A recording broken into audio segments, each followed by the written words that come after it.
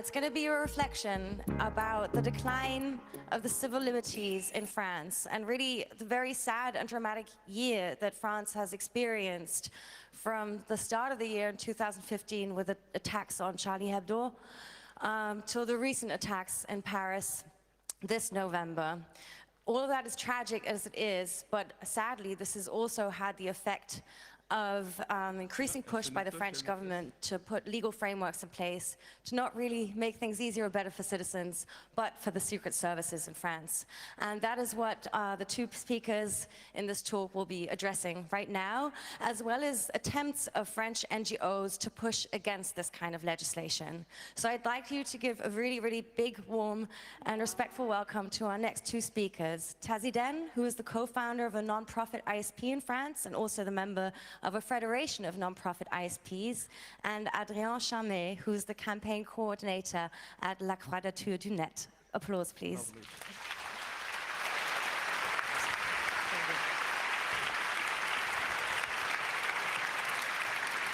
Let's go. Hello, everyone. So I have to warn you, I have to do a little disclaimer. This talk will be very depressing, so keep calm, please keep calm. Hug your neighbor, everything will be okay, and let's go. So we wanted to give this talk because, as you have seen, a lot of things have happened in France all this year. Geraldine said it, and so we wanted to share this with you and to give you an insight on what's going on. So yeah, let's start, with 2015 in a nutshell. Yes, 2015 was a very black year in France for freedom and marked by terrorist attacks and securitarian measures, both in a permanent atmosphere of terror. It began with the Charlie attacks in January, followed by the intelligence law in March, then by an international surveillance law in September, then by November attacks, and now the state of emergency and new threats about liberties. Yeah, so the thing is, it's not just 2015. It started a while back, and since 2013, actually, there have been several measures and laws put in place, and one of the first is the Military Planning Act. So it was kind of the first reaction to the Snowden revelations in France, so this general law on military planning included a measure about giving an administrative access for the police to the ISP networks, giving them access to metadata in real time. Yes, and this measure was voted to protect fundamental interests of France against economic espionage and terrorism, and it was, for us, the beginning of the problem. Then, in 2014, we had a new law about terrorism, voted in an emergency process, because urging the parliament is a new way of democracy in France when you talk about terrorism. And there were several measures, mostly inefficient, to prevent people from becoming terrorists. And one of them was the vote of a provision to allow police to block websites for apologia and glorification of terrorism, very strange formulation, and police can directly ask the ISP to block by DNS access to websites. And of course, it is with no control by judge. The list of blocked websites remains secret, and you have no information to citizens and to the owners of the websites. Yeah, and that's not all for this law. Also, glorification of terrorism was removed from the only law framing freedom of speech in France, and so it was put into the penal code. And the effect of this is that glorifying terrorism is now judged like an act of terrorism itself, like it's ruled by the same judges and so on. And also the sanctions, if this glorification is made using the internet, are increased. And after Charlie attacks in January this year, many people were judged for glorification of terrorism, and a lot of them were drunk people or very young people, and it shows the problem to define exactly what is glorification of terrorism. So that was for 2014, and then came 2015 and the intelligence law. It was a law prepared since 2 years approximately, and the January attacks opened a window for the government to push the law. More easily. And during 2 months between the Charlie's attacks in January and the presentation of the law in March, it was an intense debate in France about must we have our French Patriot Act or not. And internet was always presented as responsible for radicalization and terrorism. And encryption was targeted in France and in other countries like United Kingdom, for example, even if nothing proved that encryption was used by terrorists. And even Luz, a cartoonist, a famous cartoonist from Charlie Hebdo, was not a fool about all this, and he made this wonderful cartoon about the situation, and I think it's very, it speaks by itself. So, what were the arguments for the law? Yes, you are the government's arguments and the reality. And the first arguments were that the objective of the law is to create a legal framework for intelligence services. But in fact, France was under the threat to be condemned by the European Court of Human Rights. So it was very complicated for the government. Yeah. And then also, one argument of the government was we needed to replace the only law on the matter, on surveillance. It dated back to 1991. But in fact, it was only a question of extending the surveillance to internet and mobile communication, which was not previously in the law. The third argument was that the government wanted to legalize existing practice and needs of the service, which were in a gray zone. They call it illegal practices, not black, not white, but a gray zone. But it was just illegal practices and used probably since many years by the services. One other argument was that, well, you see, this law is bringing an independent control on the surveillance activities, on the intelligence activities, but in fact, the real control is still in the hands of the Prime Minister. And there is a commission, but the commission has just consultative advice. Yeah. And so one other argument was that, you see, it's giving the citizen a way to challenge the surveillance now that it's framed and so on, but actually... Yes, in fact, defense secrecy can be opposed at each step of the citizen challenge, and the process is not under a judiciary court, so you cannot challenge the state. So here for the arguments that we heard during the debate. But what is the scope of this intelligence law? That's something very interesting because obviously its scope, it was sold in the media as something targeting terrorism. But actually there are all sorts of categories of people or actions that are concerned by the law, like collective violence, likely to seriously harm public peace. That's something very broad and very vague. And so there are also economic and scientific strategic interest of France and international commitments. And basically everything and everyone is concerned. And for example, a protester against nuclear power can even fit in several of these categories. And the law legalizes offensive and defensive espionage. Yeah, and we don't have the time to cover all this. And there is also immunity for the intelligence services in the law. But let's see some of the measures, the concrete measures that are included in it. So obviously there is targeted surveillance, like keyloggers, geolocalization, microphone cameras are included in the law, are allowed by the law. There are also IMSI catchers, and one of the things that crystallized the debate was black boxes that were to be put into ISP networks, hosting providers and access providers, so that these black boxes can detect weak signals and algorithmically, and yes, and so they put it into the law in France. In the this text is into the of law. It's crazy. So, obviously, we were against the law. Yeah, we were not very happy with this. And we start the campaign against the surveillance law immediately and coordinate a large coalition of opponents. And our slogan was everyone can be under surveillance, and was detailed on a community website. You are here, sous surveillance.fr. It means under surveillance.fr. So yeah, the mobilization was really broad, and it came up very fast with not just hacktivists, but also NGOs, lawyers, judges, journalists, trade unions, digital economy also. And so yes, and we started by a press conference in La Quadrature office, and it was not by the newspaper at the beginning of opponents' campaign.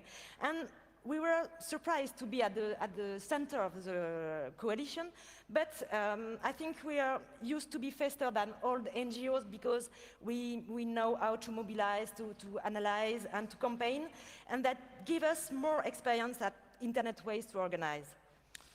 Yeah, so the organization, not the organization, the opposition grew all around the debate. At first, at the very beginning, very few members of parliament were against the law. It was really something that was going to pass. It was a lost battle. But a very large citizen mobilization has been organized through La Quadrature du Net tools. Yes, like we PFON. used, for example, the PFON, which is a website to facilitate calls to member of parliament. The only thing you need is a phone number. And we just had 5 weeks to convince member of parliament that it was a very, very rude campaign. But at the day of the vote in the National Assembly, 20% of member of parliament vote against the law. And for us, it was very, it was like a little victory. Yeah. And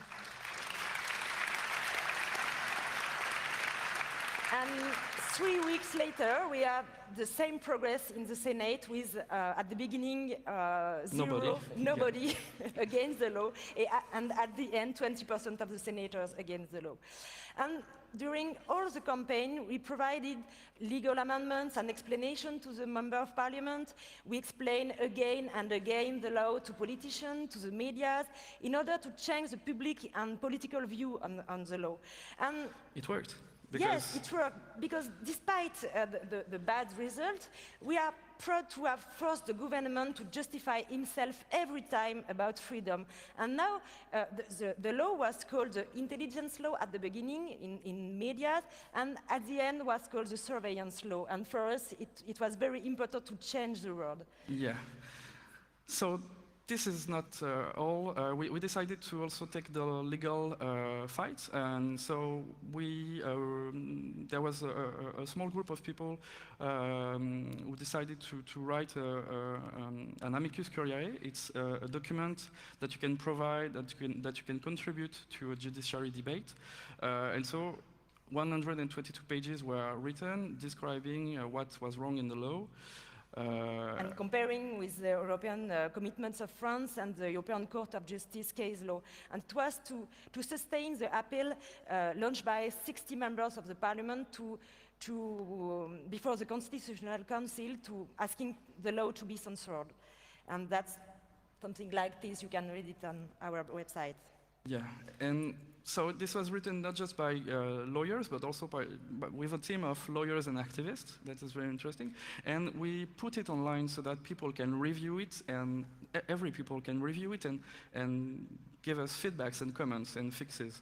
And so it worked very well, like very, very well. We had 500 modifications in 24 hours. We were like the first surprise to have so many comments. And so this is a proof that hackers and lawyers can work together and do pretty cool stuff. On July, the Constitutional Council validated the law, except one small part, nothing. A small part, all the provision about international surveillance. It's not to say that international surveillance is prohibited, of course, just to force the parliament to vote explicitly the measure and not just vote for a future secret decree to organize international surveillance. So the law was reintroduced before the parliament in September. Yes. It has been a nightmare. Like La Quadrature du Net was alone on this. Yes, no debate. The most NGOs in France, it was too fast, only 3 weeks to campaign, so we were alone. And The law legalized surveillance on all traffic going in and out of France. This is obviously mass surveillance and has been clearly Stated in the voted law. as such. It's written in the law, no targeted surveillance. So the mass surveillance was voted. And the law states that authorization to spy are given for entire countries, for companies, or for geographical zones, so without any prior control. And the law has been voted in 3 weeks without any serious debate, presented just as a patch to the intelligence law. Yeah. Yes, So you a would patch. say traffic going out in and out of France, it's nothing like, well, this is a map of cables going in and out of France. of France. So this is pretty scary. So at this very moment, we were like, okay, the battle is lost. It was the end of October? Yeah, end of October. But we were like, okay, now it's kind of finished. We have still a world to change. Yes, it's the end of a very hard period, and we would continue our positive agenda and campaign for rights and freedom on the internet, net neutrality, data protection, copyright reform, some very positive things. And then came the November second attacks. And immediately after the attacks, the attacks took place at a Friday evening at 10 p.m. and at 11 p.m. the French president declared a state of emergency. And the day after, the prime minister declared that a law will be voted the next week to extend the state of emergency in its perimeter and duration for 3 months.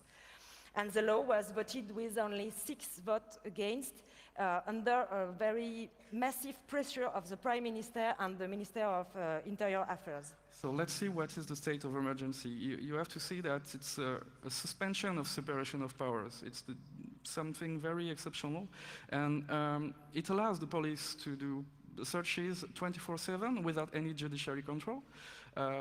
There are also house arrests. People can be forced to stay at home 12 hours per day and not quit a specific area.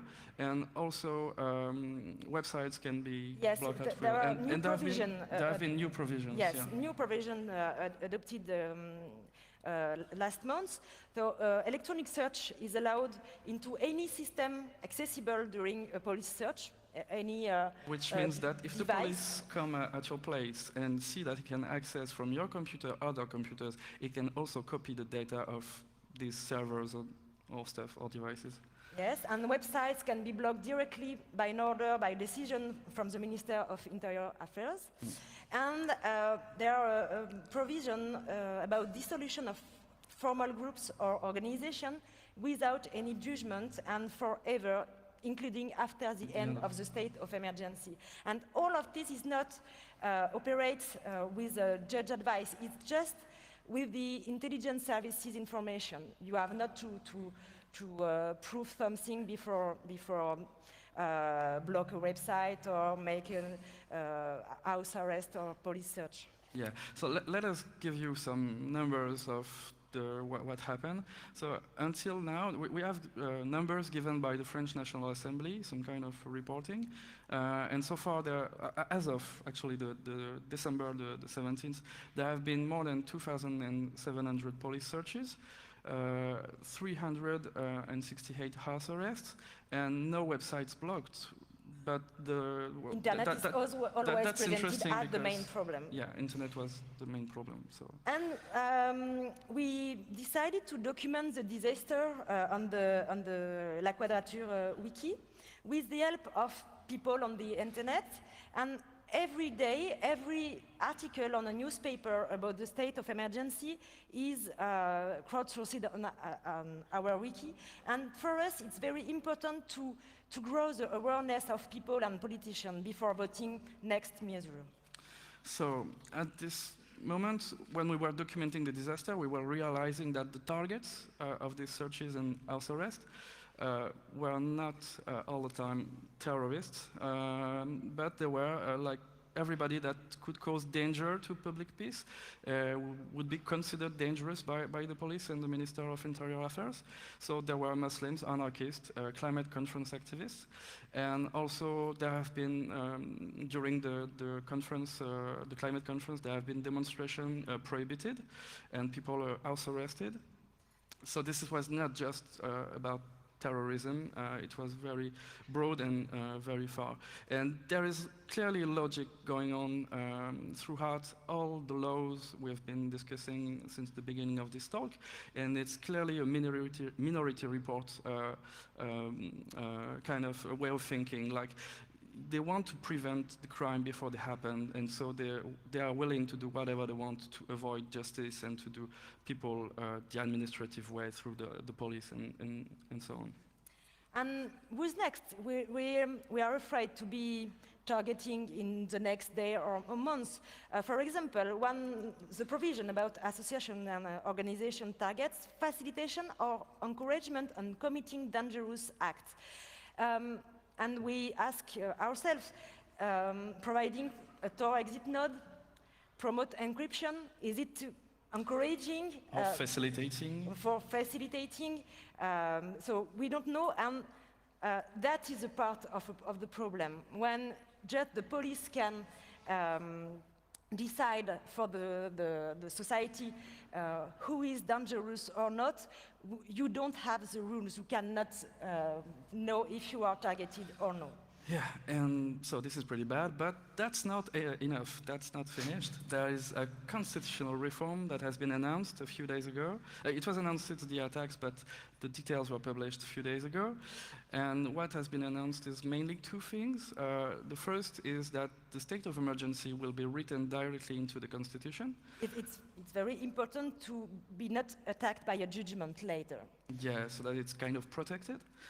And also, it's starting now in France, there is a huge debate over the second measure, which is deprivation of nationality, which would be a major change of policy in France, and it's an idea coming from the far right. And so this is sparkling a debate right now. And yes, and the debate takes place under the threat of new terrorist attacks used by the government to force the parliament into voting the reform. And probably the constitutional reform will be voted under the state of emergency. And two new bills have been announced for a few days ago about, again, terrorism and organized crime, and they will probably be discussed in January or February. And we foresee new attacks on encryption, privacy, citizen rights, especially online, because politicians don't want to understand what is privacy online. It's more easy for them to not know what it means. So what is at stake? Clearly, what's going on, there is a shock doctrine implementing a permanent state of exception in France. We are seeing that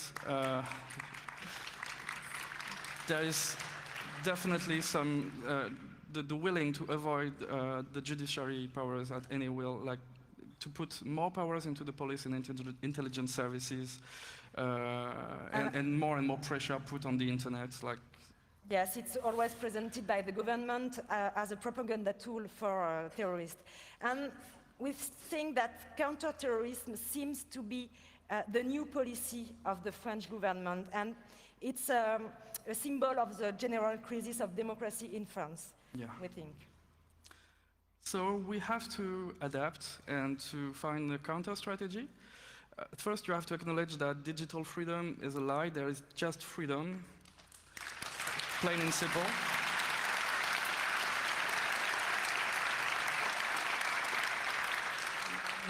You need to refuse the shock doctrine, stay alert and protect yourself, help people to understand the situation, give them tools to act, to protect themselves against surveillance and bad policy.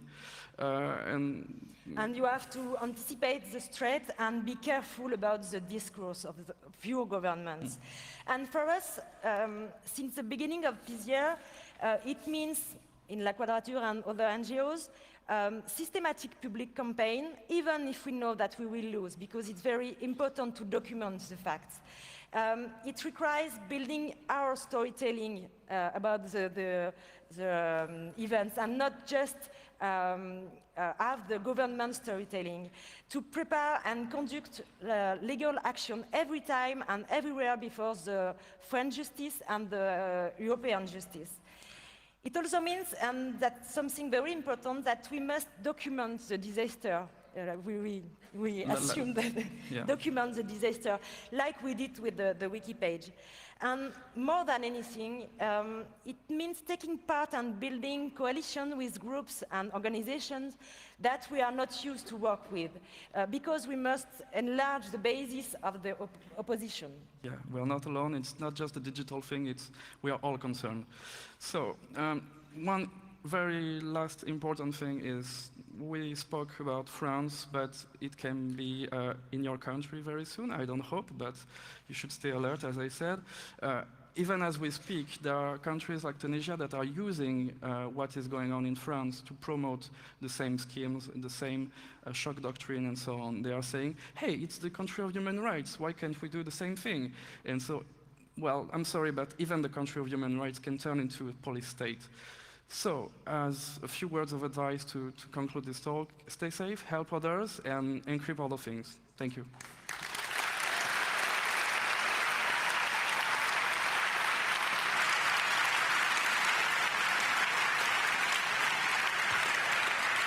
And we have the time for questions. Thank you very much to the two of you. I'm going to check my... We have 4 minutes left, but I know that you're also going to do an extended Q&A because there's not that much time now. Do you want to announce that quickly? Yeah, so it was very short slots. 30 minutes is very short to talk about all the details of what we've shown. So we thought that it would be good to have more time to elaborate on that if you're interested. So please join us in the hall A1 in 30 minutes. And so we will discuss about going beyond the state of emergency. With all other people from La Quadrature and French NGOs. Yeah, sure. So. And if you cannot come, join us at the tea house, have some tea, and be welcome. Thank you.